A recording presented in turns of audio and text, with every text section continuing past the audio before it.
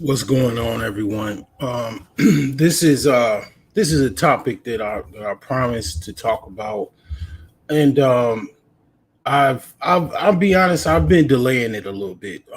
It's definitely a topic that is very divisive, very controversial, and it's not something that I want to actually indulge in. I'll be honest, but it must be talked about because nobody else seems to be talking about this.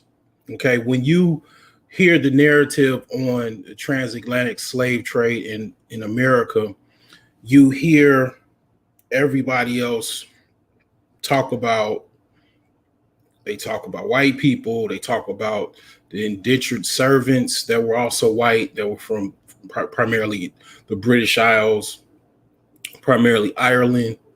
They even talk about Arabian slave trade and also the African aspect of the slave trade. But nobody has the gumption or goal to talk about the fact that not only this is why slavery in America is very you have to have a layer of critical thinking if you really are going to drill down on slavery in America. Okay, because when it comes down to it, it was pretty much a situation where you were either going to fight to be free, you were going to try to escape, or whatever the means that you chose to do at the time. And you also had the basic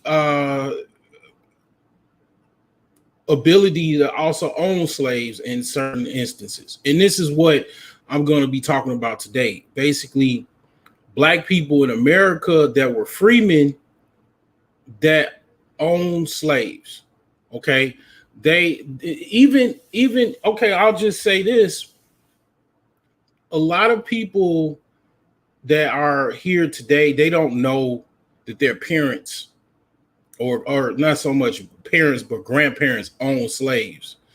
A lot of people that actually have family down south, the grandmother and the grandfather probably they have not told their children or told their definitely grandchildren their family secrets.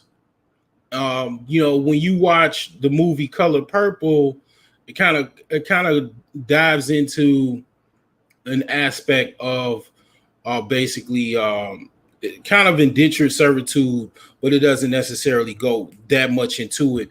But when you think of the movie Color Purple, just imagine any other slave, like just imagine 12 years of slave, that movie, but you have the characters not being white, but actually being look just the same as the slaves with the same skin pigmentation and everything. And there you have it. And you will have a vantage point of black slave owners that they whipped.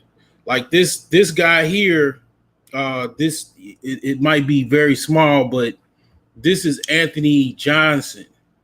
And he was like one of the first black slaveholders in America in South Carolina. Now, one of the viewpoints that people talked about in a book in this book here is, and I'll read it. I'll share it and I'll read it to you.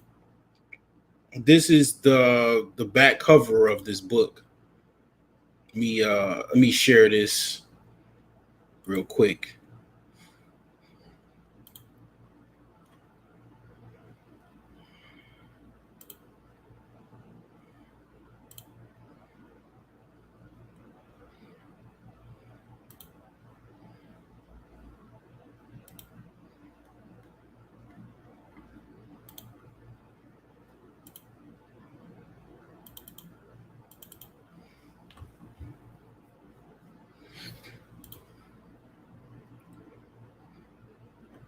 So this cover here, it reads,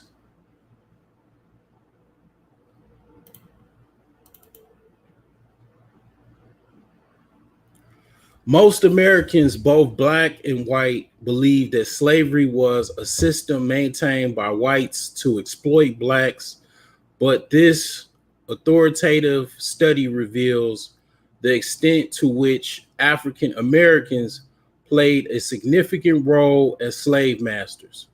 Examining South Carolina's diverse population of African American slave owners, the book demonstrates that free African Americans widely embraced slavery as a viable economic system and that they, like their white counterparts, exploited the labor of slaves on their farms and in their businesses, drawing on federal census, wills, mortgage bills of sale, tax returns, and newspaper advertisements.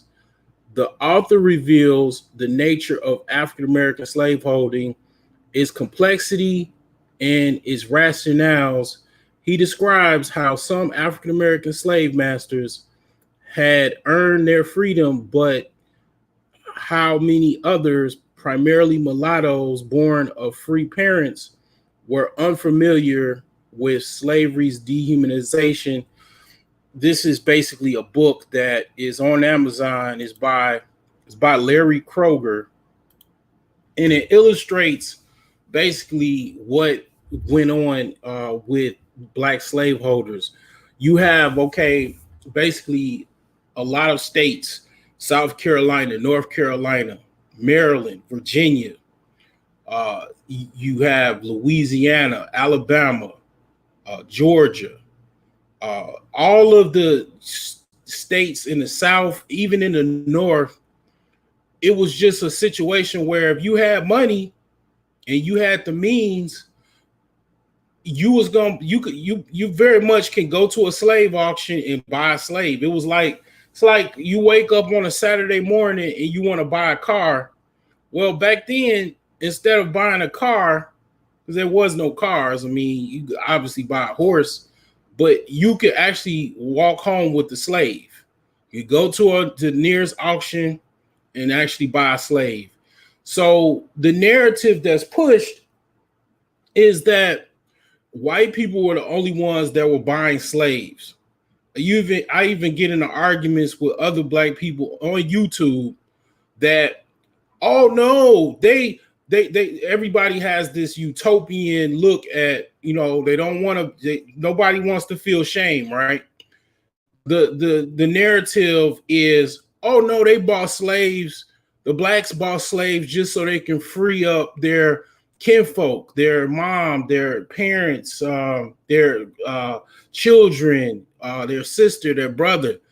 This is just one of many books that illustrates that not only were black people in America actually owning slaves, they were trying to compete with other slave holders that were actually white.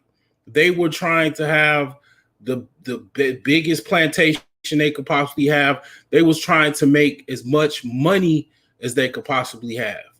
And this should, if you're a black in America and you're pretty much you're researching this and you never really heard this, yes, this should absolutely make you disgusted.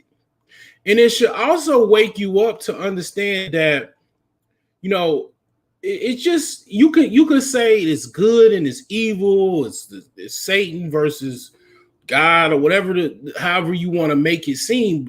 But basically, what this history that's very much not talked about, it kind of points to the picture of, you have people that even 400, 300 years ago were very much sellouts, but even worse, they were actually part of the problem. They were actually the people.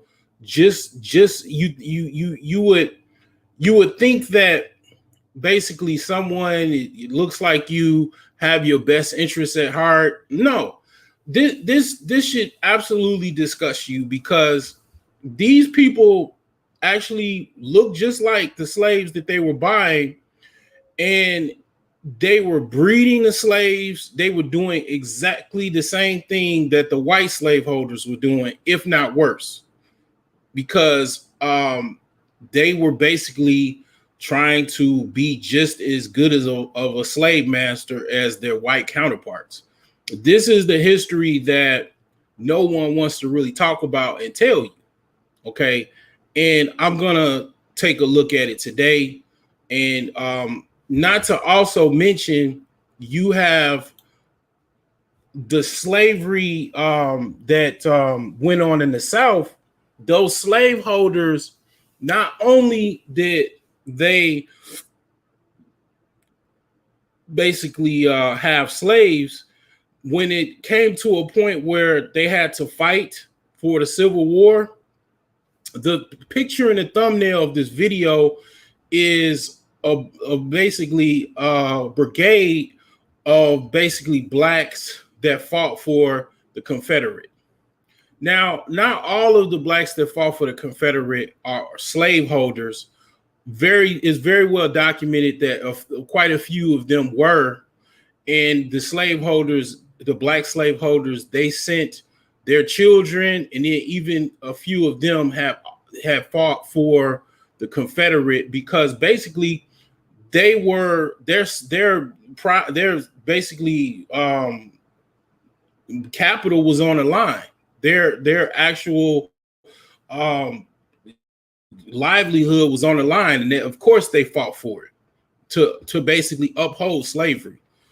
So yeah, I mean, this is a very disgusting part of history, and it's basically the reason why a lot of black people, I think, don't want to talk about it is because they want to blame one side. They don't want to look in the mirror and look and say, basically, the very people also that slowed me into slavery and also bought me in America were not Africans. They were people that were already over here. And that is the final, nail in the coffin of basically looking at this as a critical thinking aspect of everybody was involved in the transatlantic slavery, including blacks, free blacks that were in America. Okay. And it's no longer, you're no longer able to just basically blame Africans. You also got to look at the quote unquote African Americans that were over here that traded slaves. So the book for this title here is actually in my it's actually in the description of this video. So that's one of many books that are by this guy Larry Koger that looks at the slave owners in America. But I'm going to look at one of the biggest noted slaveholder, which is Anthony Johnson in South Carolina. This is one, how I think about it. How I kind of think about it is that, when you look at black people, it's not all. This is kind of explains why everybody is not all brother, out for your best interests. I mean, basically the whole saying is all skin folk is not kinfolk. Because I mean, it was I remember reading, I've been knowing about this probably for over 20 years that there were black people that actually owned slaves. I've known about this quite. This is not nothing new for me. But nobody really hardly wants to talk about this side of slavery. They'll talk about everybody else, but they don't want to talk about their grandfather from South Carolina and down south that had a whole bunch of land. And of course, he didn't work all of that land. He had slaves to work that land. Okay. So they don't really want to talk about this. This history is very, very much a touchy subject with Black Americans in this country, because it doesn't give them an out. It doesn't give them a one-sided vantage point to blame Africans, to blame whites in America. It's also you know, it's no one-sidedness when it comes to the very fact that black people that were free in America actually owned slaves. So I'm gonna share this article, and we're gonna definitely talk about this a little bit more. I'm not gonna spend too much time on this. So I'm gonna open this article up. This is from Face to Face Africa, and it basically talks about this slave owner, one of the biggest slave owners in the United States, African American slave owner, Anthony Johnson. We're fascinated. This is Face to Face Africa. I'll actually put this. I'll put this in the chat in case you want to follow along. And we're gonna talk about this slave owner. Okay. So this reads the fascinating story of Anthony Johnson, the black man who was the first to own a slave in the U.S. Okay. The history of slavery in Americas has always been marred by its deep racial past. So much so that the stories like those of Anthony Johnson, a black man who was the first person to legally own a slave in the U.S., is little known or studied. Like I say, everybody scholars and doctors when it comes to Africans that own slaves and white people, but they don't talk about the black people that had slaves in America. Big, huge plantations with that had slaves. But it reads further, but Johnson's story changed the course of American history. Okay. According to historians Charles Johnson and Patricia Smith, in 1622, an enslaved African named Antonio appeared in a historical record. It is believed that Johnson arrived in Virginia in 1621, captured in Angola, and put on a ship. James early records listed him as Antonio, a Negro servant, because Virginia had no rules for slaves at the time. Johnson and Smith explained the Virginia system of the time. Both Africans, slaves, and European indentured servants labored in Virginia in the 1620s. Indentured servants agreed to work for a planter for a specific period of time in exchange for their passage to the New World, and then usually became free. Slaves were forced to North America, but in the 17th century, they were also often able to earn their freedom. Both indentured servants and slaves often labored in Virginia tobacco fields side by side and were subject to the same treatment, often cruel, by planters from whom they worked.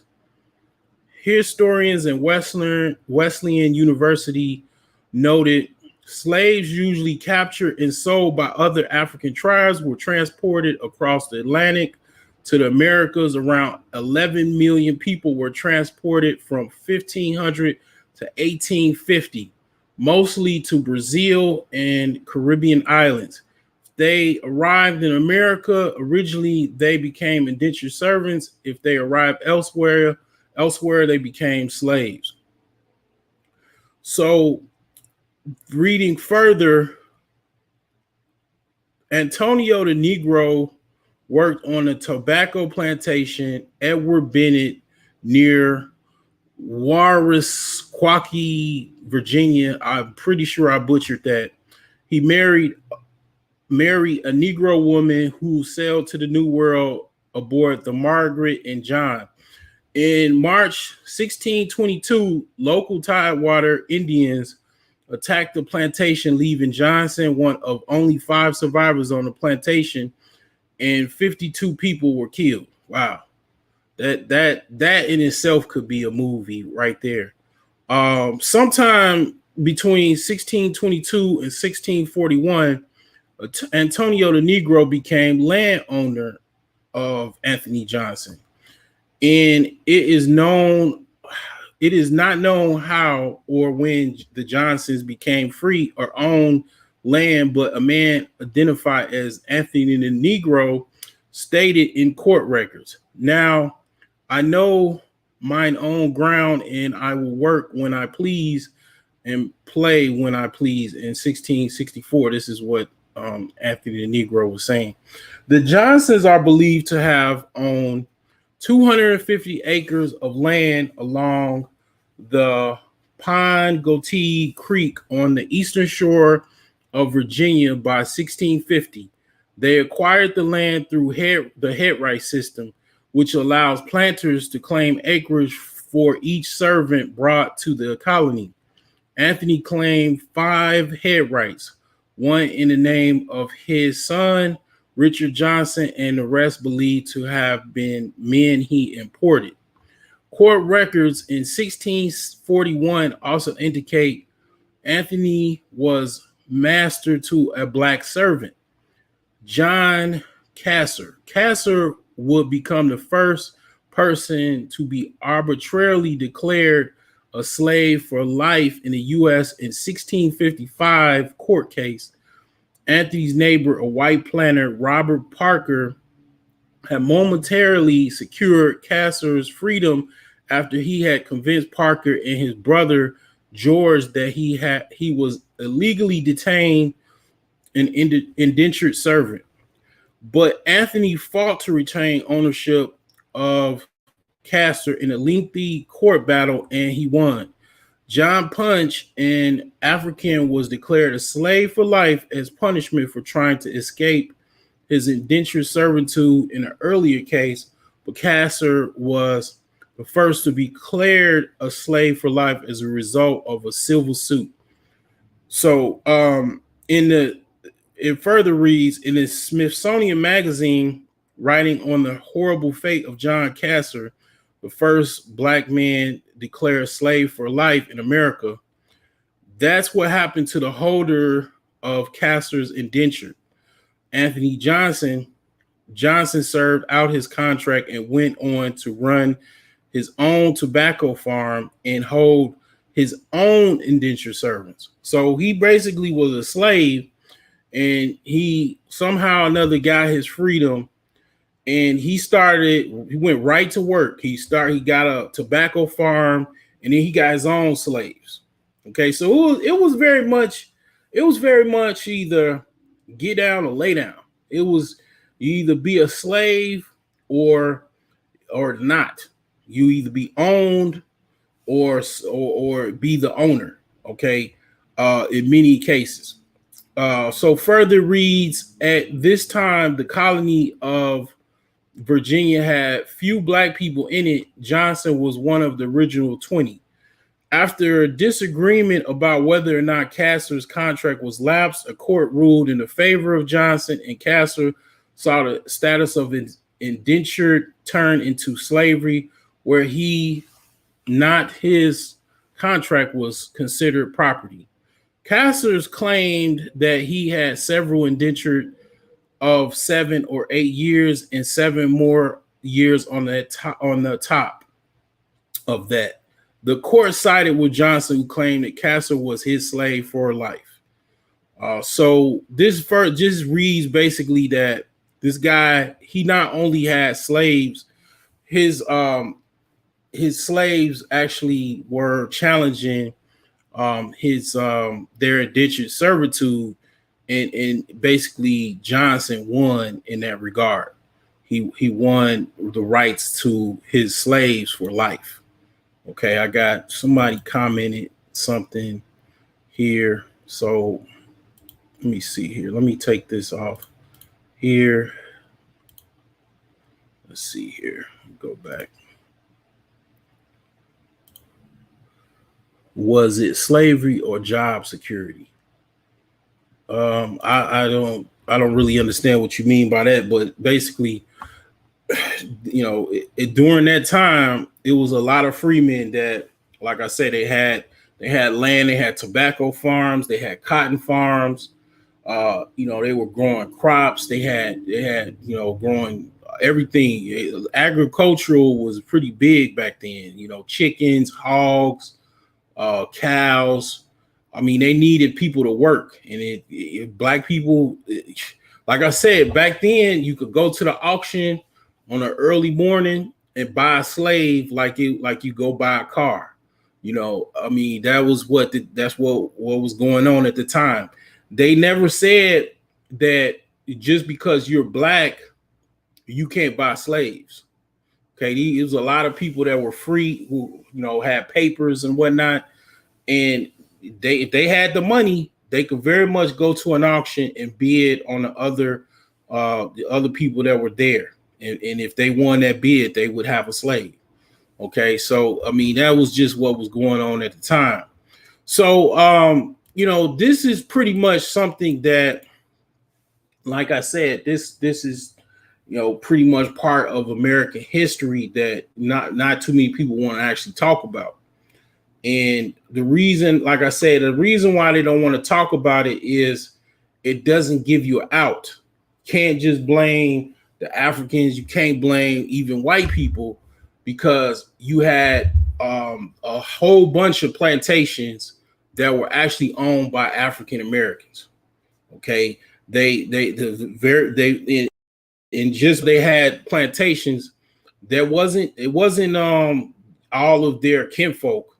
It was very much a plantation. They were trying to make money. They were breeding slaves. And of course, if the slave master looked just like the slaves, he wasn't making any mulattoes. Just think about all of the slaves that were bred, that they were actually bred by a slave master that looked just like them. So the children would come out light skinned or mulatto. They would come out black, and they would be the slaves' kids. Okay, they would be the slave owners' progeny, and they wouldn't be able to tell them apart. It wouldn't have any light complexion whatsoever. They would be just the only thing they would be marked as the slave master's children.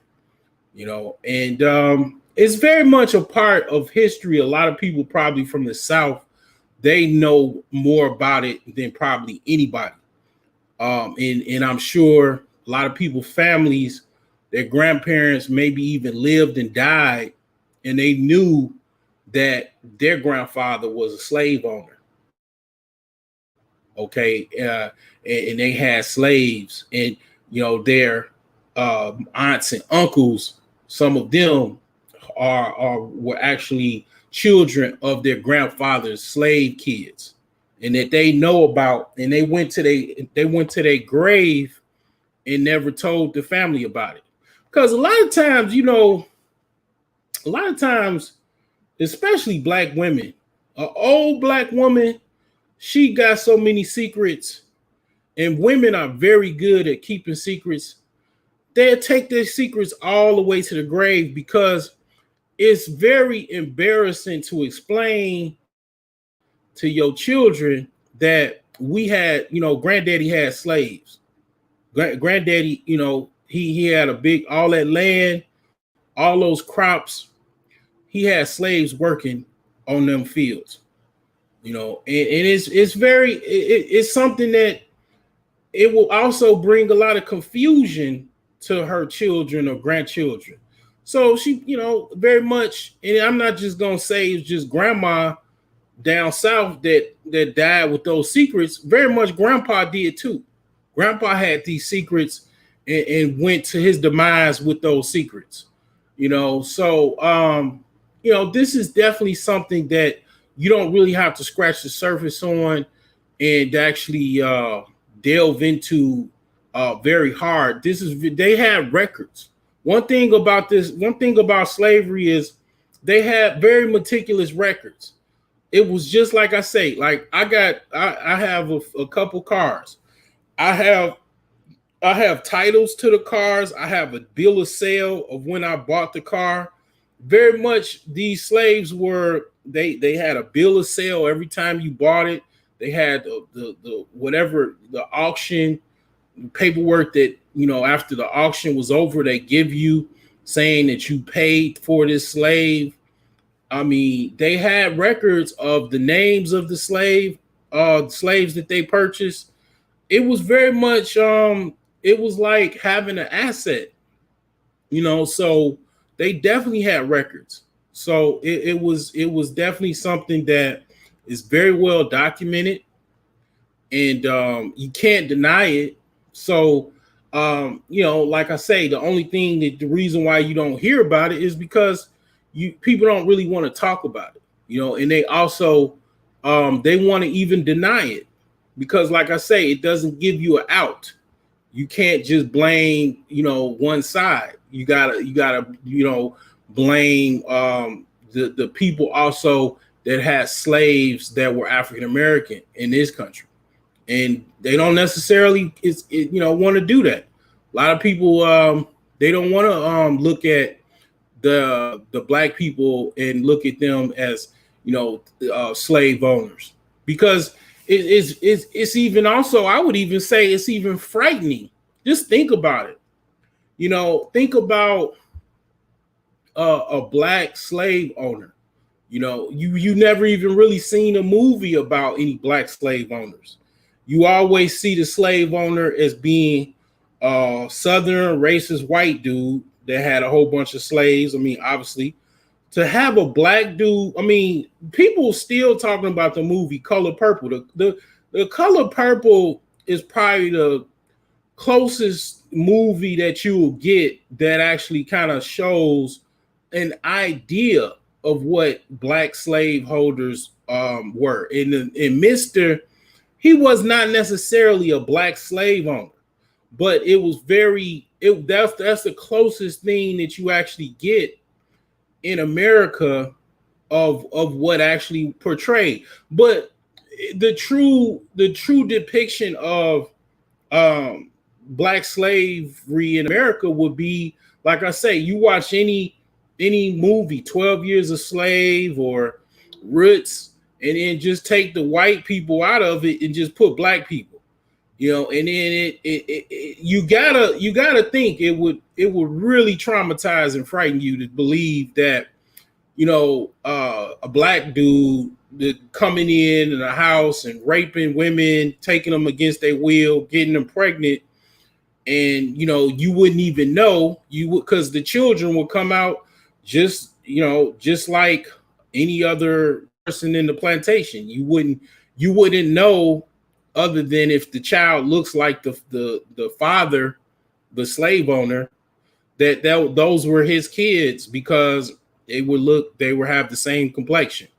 So it's very much, like I say, the topic of slavery, when I really found out about the slaveholders that were African American, it really questioned me how to look at. I had to look at slavery from a few vantage points. Not to say that it's inexcusable that, I mean, primarily the slaveholders were definitely white, primarily by a landslide. And then you also had Native Americans that they were also buying slaves. Okay, I mean, like I say, they had money. They traded also. They had crops. They had skins. They would very much trade, and they would get slaves for whatever they actually had, or whatever monies they had at the time. They were definitely trading slaves because they would trade the men to help out in their tribe, and also train them to actually be warriors, to actually fight against the white man. So they were very slick in that regard, and they also would trade to get the slave women to breed and have sex with those with them as well.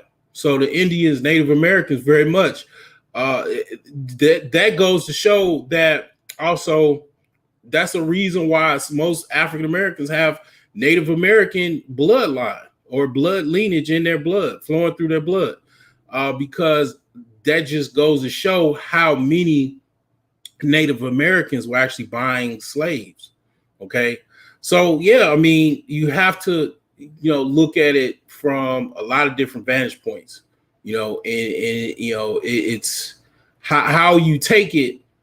That's up to you, but definitely, there were very, very much a big number of black slave plantations that were very much very prosperous and had large holdings of black slaves. Okay, so this is one that I had to get off the docket. I had some time this late Sunday evening, and hopefully you will provide some type of closure and understanding from this. I definitely trust and believe I did not want to talk about this. This is not something that I really wanted to talk about. I had to kind of pep myself up to kind of close this out because this was something that was on my list to talk about. All right. Have a good one.